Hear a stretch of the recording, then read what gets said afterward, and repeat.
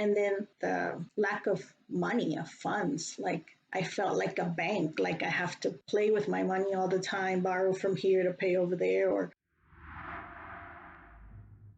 I do like to ask some similar questions towards the end, more about the business side of things, because I know a lot of people who listen to the podcast are entrepreneurs. They're new to business and getting their licenses, and they're maybe just starting out. So, the first question for you would be, what are your, I would say, top 3 mistakes that you made early on that people should avoid? so I think most people that are in construction go through this, which is overscheduling everything, just not being able to manage certain things. Poor communication, even though you might find it redundant, like, hey, did I tell you this already? Hey, are we all on the same boat? Because sometimes it changes throughout the day in construction.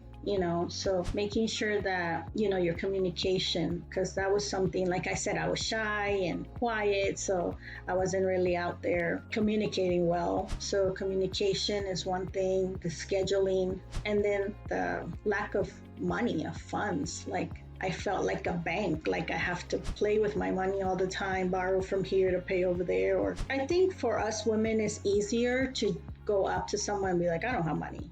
Can you pay me weekly? But for a man, the ego thing, like you don't want to admit that, but just be humble enough to be like, hey, I cannot fund this job, because a lot of us struggle with that starting out, because we don't realize how much money is involved in construction. Just the insurances alone will kill you. And did you ever have any issues with potential client when you were that transparent? No, normally they would either say yes or no. Mostly yes, we can work with you. But no, I never had problems really.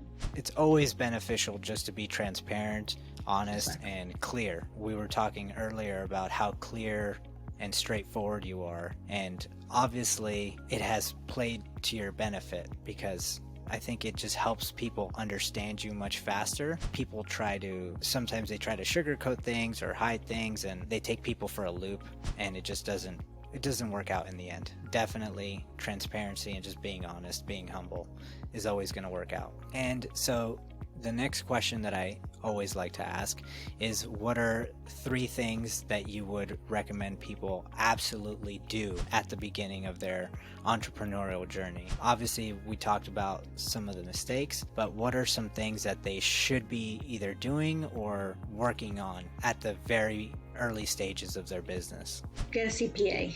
Get an accountant. Don't try to do all that yourself. That's the first thing. Very important. Keep your books together, report everything. Also to delegate. Sometimes we want to take everything on ourselves. So learn how to delegate.